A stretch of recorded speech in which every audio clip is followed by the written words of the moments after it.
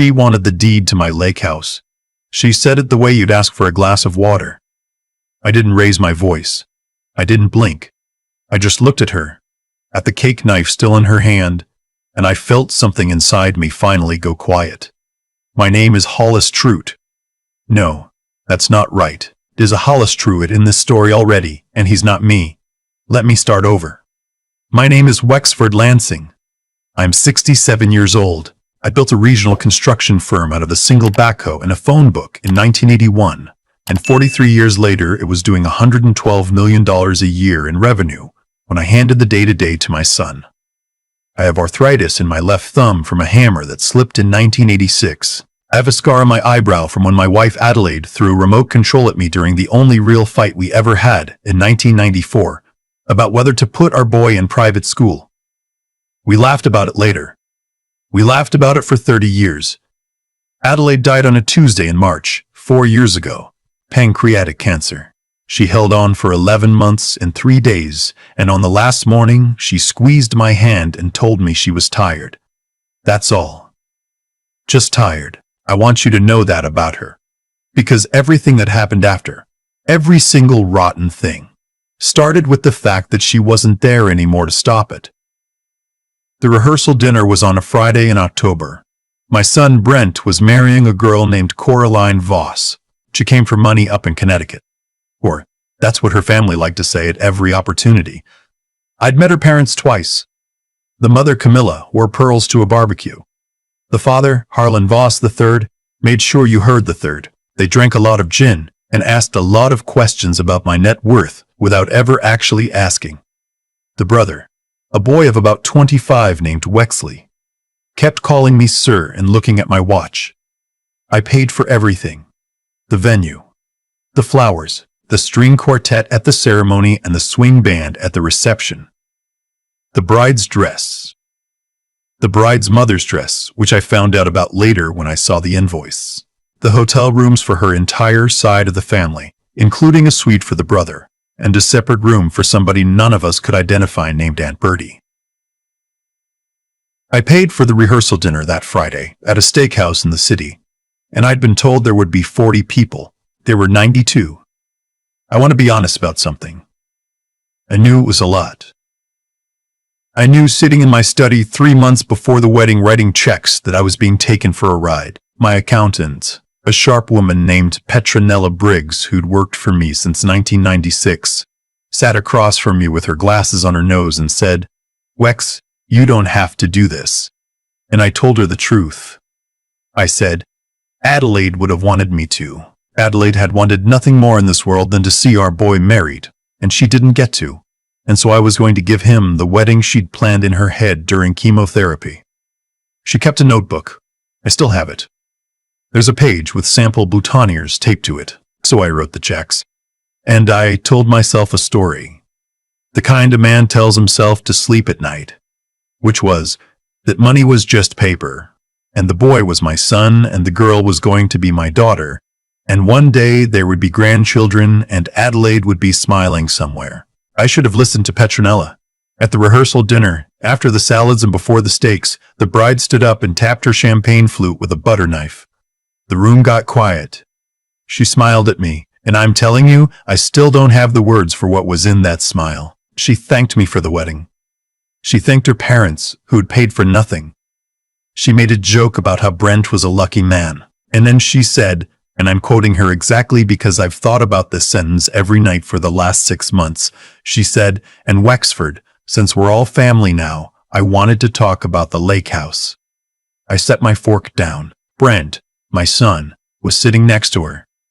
And he had a look on his face that I'd seen exactly once before, when he was 9 years old and he'd broken Adelaide's good vase and was waiting to see if I'd noticed. He knew. He knew what was coming. The lake house. Let me tell you about the lake house. It's a 4-bedroom cedar place on Lake Winnetook in upstate Vermont. Adelaide and I bought the land in 1989 for $31,000. And I built most of the house myself, with my own 2 hands over the course of 7 summers. The dock, the deck, the stone fireplace. There's a beam in the great room I cut from a tree that came down in a storm in 1991. and Adelaide carved our initials into it with a paring knife the day we put the roof on. WL plus AT 62291. It's still there. You can run your thumb over it. The lake house was where we taught Brent to swim, where Adelaide and I went every fall to watch the leaves turn for 34 years. It was where she told me in the kitchen by the window over the sink that the doctor had called back with the test results. It's where I scattered half her ashes. The other half are on the mantel in my apartment in the city, in a blue ceramic jar she made in a pottery class in 1978. That's the lake house. The bride, my soon-to-be daughter-in-law, smiled at me across 92 people and said, "Brend and I have been talking, and we feel like it makes the most sense for the lake house to come to us as a wedding gift, so we can start making our own memories there." I didn't say anything. I looked at my son. My son looked at his plate. The bride was still smiling. The room had gone, the kind of quiet where you can hear ice clinking 3 tables away. Her mother, Camilla, was nodding like this was a perfectly reasonable thing being discussed at a public dinner. Her father was watching me with the small, careful eyes of a man waiting to see which way a stock was going to move. I said, "I think we can discuss this another time." The bride's smile didn't change. She said, "I'd really rather discuss it now. While we're all here, Brent's been too nervous to bring it up." And I looked at Brent again. My boy. 34 years old, 6'1", the eyes of his mother, the shoulders he got from me, and he wouldn't lift his head. I said very quietly, "The lake house is not on the table." You'd have thought I'd slapped her. Her face went still. The smile stayed, but the eyes changed, and the eyes are where everything is. Camilla Voss made a small, offended noise. Harlan III set his glass down, and the bride, my future daughter-in-law, picked up the bread plate in front of her. This little white china plate with a sourdough roll still on it, and she threw it at me. She didn't throw it hard. She didn't throw it to hurt me. She threw it the way a child throws a toy when they've been told no, with that pure white anger that has never in its life been told no before. The roll bounced off my chest. The plate hit the edge of the table and shattered, and a piece of it nicked my hand. I still have the mark, a little half moon on the meat of my thumb. Then she leaned across the table and she slapped me. Open palm. Full force. Across the left side of my face. My glasses came off. My ear rang. I tasted copper. 92 people. 92 witnesses. A waiter with a tray of drinks froze in the doorway. Somebody, a woman, gasped. Camilla Voss did not move. The string quartet, which had been playing softly in the corner, stuttered to a stop. And my son, my only child, the boy I taught to ride a bike on the driveway of our first house in 1996. My son turned to me and said, "Dad, why do you always have to make everything difficult?" I want you to sit with that sentence for a second. Why do you always have to make everything difficult? Said to me by my son, after his wife slapped me in the face in front of 100 people for refusing to hand over the house I built with my own hands, the house where his mother's ashes sat on a shelf above the fireplace. I picked up my glasses. The left lens was cracked.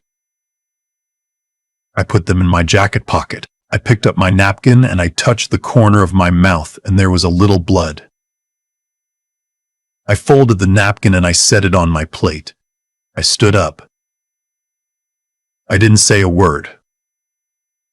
Not one. I walked out of that restaurant past the maitre d', past the coat check girl who tried to give me my coat, and I just shook my head out onto the sidewalk in the October air without my coat, and I walked to my car. I sat in the driver's seat for a long time. I don't know how long, long enough that the windows fogged up. I was thinking about Adelaide. I was thinking about the look on her face when we signed the papers on that lake house in 1989, how she'd cried in the car afterward. Happy tears, saying we did it. Wex. We really did it. Then I took out my phone and I called Petronella Briggs. I want you to understand something about Petronella. She's 61 years old. She is 5 feet tall in shoes. She has been my accountant, my consigliere, and my friend since the year my son was 8. She knows every dollar I have. She knows where every dollar came from. She drafted my will after Adelaide died, and she's the executor. She picked up on the second ring. I said, "Pet, I need you." She said, "Where are you?" I told her. She said, "Give me 20 minutes." She was there in 14. She pulled up in her old gray Volvo, the same car she's driven for 10 years, and she got into my passenger seat. She didn't ask what happened. She just looked at the side of my face, which I could feel was starting to swell, and at the cracked lens of my glasses on the dashboard, and she said, "What do you want to do?" I told her, "I want you to understand." I didn't yell. I didn't curse. I sat in that car with my hands on the wheel, and I told my friend Petronella, in a voice I didn't recognize, what I wanted done. I wanted the joint credit card I'd given Brent 3 years ago canceled before midnight. I wanted the housing allowance for his apartment in Brooklyn stopped on the 1st of the month. I wanted the car lease I co-signed transferred entirely to his name and the auto pay coming out of my account turned off. I wanted the trust I'd set up for him, the one Adelaide and I had funded in 2008, frozen pending review. I wanted the 7% of the company I'd been planning to gift him on his 35th birthday, which was in February, taken off the table. I wanted my will rewritten Monday morning, and I wanted the rehearsal dinner check, which I'd left on my plate with my Amex stapled to it, called and canceled. The wedding venue, the flowers, the band, the hotel rooms, the suite for Wexley Voss III, all of it, every vendor, every deposit that was refundable, refund. Every deposit that was refundable, refund. Every deposit that wasn't, fine. Pull the rug. Petronella took notes on her phone. She didn't argue. She didn't try to talk me down. She knew Adelaide. She'd been at the funeral.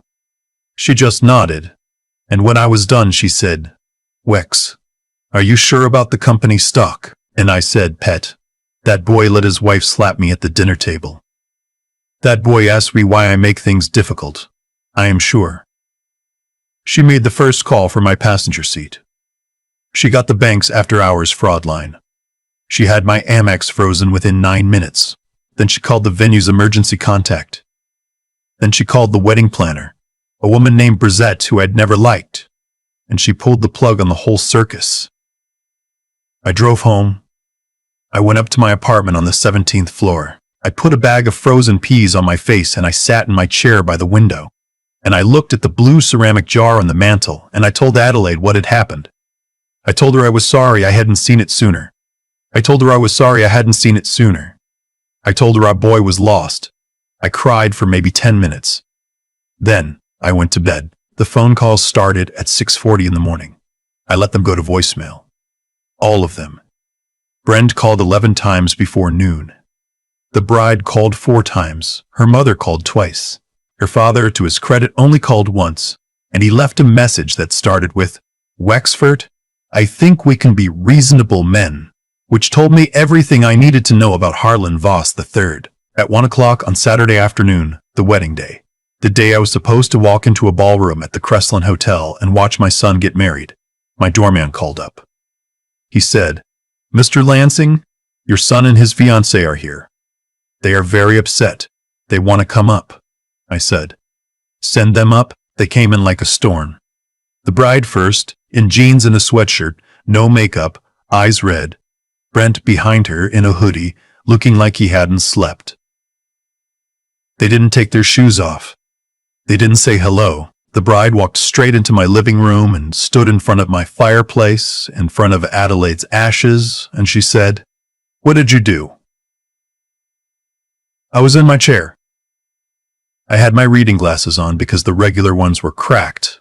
I had my reading glasses on because the regular ones were cracked. I had a cup of coffee. I said, "Sit down." She didn't sit down. She said, "The venue called us. The band called us. The hotel called us. They're saying the payments have been pulled. Everything is canceled. Our wedding is in 6 hours. What did you do?" I looked at my son. I said, Brent, do you want to ask me anything? He couldn't meet my eyes. He said, Dad, come on. She was emotional.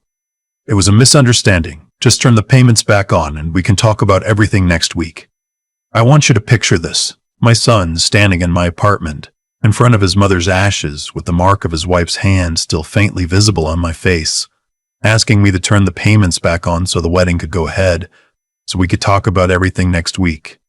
Like nothing had happened. I said no. The bride started to cry. She was good at it, I'll give her that. The crying was theatrical. Big, shoulder-shaking sobs. She said, You're a monster. You're ruining my life. You're ruining your son's life. You're embarrassing this family. My parents are going to be humiliated. The guests are arriving in 6 hours. What are we supposed to tell them? I said, Tell them the truth. She stopped crying very suddenly. The tears just stopped, like a faucet. I want you to notice that. I noticed it. She said, What is that supposed to mean? I said, Tell them you slapped me at the rehearsal dinner in front of 92 people because I wouldn't give you my dead wife's lake house. Tell them my son sat there and let you. Tell them whatever you want. The wedding I was paying for is not happening. If you'd like to have a wedding today, I suggest you call your father. I understand he's the third. Brent said, Dad. I said, Don't. The bride took a step toward me. I'd seen this step before, in the restaurant, right before the plate. I didn't move. I looked at her and I said very quietly, I'd think about that very carefully. There were 92 witnesses on Friday. I have not yet decided whether to file a report. She stopped. Brent said, Dad, you wouldn't. I said, Wouldn't. I said, Wouldn't. There was a long silence. The bride looked at my son. My son looked at me. And then she said something I will remember until I die. She said, Brent, get the keys. I said, Excuse me? She said, He has a spare set of keys to the lake house. He told me, Brent, go get the keys. We'll go up there tonight. We'll talk to your father when he's calmed down. And my son. My son. He looked at me and there was something in his face I had never seen before. A kind of cornered animal expression, and he took 2 steps toward my study, where I kept a small bowl on my desk with my spare keys in it. I stood up. I said, Brent, if you take one more step toward that study, I will call the police, and I will have you removed from this apartment, and I will never see your face again as long as I live. He stopped. The bride said, Brent, are you serious right now? Are you actually scared of him? He didn't answer her. He looked at me, and I looked at him. And I want to tell you I saw my boy in there somewhere. I want to tell you I saw the kid I taught to ride a bike. The kid who used to fall asleep on my chest watching baseball. The kid who held his mother's hand in the hospital. I want to tell you I saw him, but I didn't. I saw a 34-year-old man who had let his wife slap his father and had asked his father why he made things difficult. I said, Get out of my apartment. Both of you, now. The bride left first. She slammed the door. Brent stood there for another few seconds. He said, Dad, please. And I said, Get out. And he did. I sat back down. I drank my coffee. It was cold. I went and made a new pot. At 2 in the afternoon, my doorman called again. He said, Mr. Lansing, there is a Mrs. Voss in the lobby. She is, his voice dropped. She is making a scene. I said, Do not send her up, he said. She is asking to speak to you. She is using her phone on speaker. I believe her husband is on the line. I said, Give her the phone. He did. I heard the lobby behind her, the hum of it, the doorman's polite cough. I heard Camilla Voss take a breath. She said, "Wexford, be reasonable." I said, "Camilla, your daughter assaulted me in front of 100 people. Your husband sat at that table and watched. You sat at that table and watched. None of you said one word. Now please leave my building before I have you trespassed."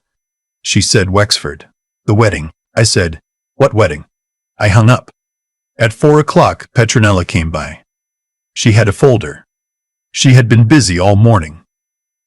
She sat in the chair across from mine, the chair Adelaide used to sit in, and she walked me through it. The Amex was cancelled. The autopays were off. The housing allowance was stopped. The car lease was being transferred and would be in Brent's name alone by Monday morning, at which point he could continue to pay $740 a month on his marketing director's salary, or he could surrender the vehicle. The trust was frozen. The company's stock gift was off. My will was being redrafted by Monday afternoon. The lake house deed was being moved into an irrevocable trust in Adelaide's name, with our grandchildren, if any ever existed and were of legal age and of sound character, as future beneficiaries, with Petronella as trustee, Brendanella as trustee. Brenda's name was nowhere on it. She also had something else. She'd called the steakhouse from Friday night. She'd talked to the manager. There was security footage. There were 92 witnesses. The manager had given her the contact information for the off-duty detective who'd been there celebrating his wife's birthday 3 tables over, and who'd already given a statement to the venue's incident report because the bride's slap had been loud enough to make him think a fight was breaking out. Petronella said, "Wex, you don't have to press charges. But you can. And the bride should know that you can." I thought about it for a long time. I thought about Adelaide. I thought about what she would want. She wouldn't want her son's wife to go to jail. She wouldn't want her son to go through that. But Adelaide also believed in consequences. Adelaide raised our boy with consequences. Every single day of his childhood. And what I had let slide, by writing those checks, by pretending I didn't see what I saw, was that I had taught a 34-year-old man there were no consequences. I said, "Pet, send a letter. From a lawyer. Make it formal. Make it clear. No charges if she signs an apology in writing and a non-contact agreement and pays for my glasses. $1,200. The frames are titanium." Petronella laughed for the first time since she'd walked in. She said, "You want her to pay for your glasses?" I said, "Yes, I do, because every time she writes that check, she's going to remember." The letter went out Monday. Here is what happened after. The wedding did not occur. The Voss family scrambled to throw together a small civil ceremony at Harlan III's country club 2 weeks later. I was not invited. I did not go. From what I heard later, fewer than 30 people attended. The Voss family paid for it. Every penny. Petronella heard from the country club's manager, a man who owes her a favor from 2003, that the bar tab alone was contested for 90 days afterward because Harlan tried to claim a comp. Brent called me 41 times in the 3 weeks following the rehearsal dinner. I did not pick up, he said.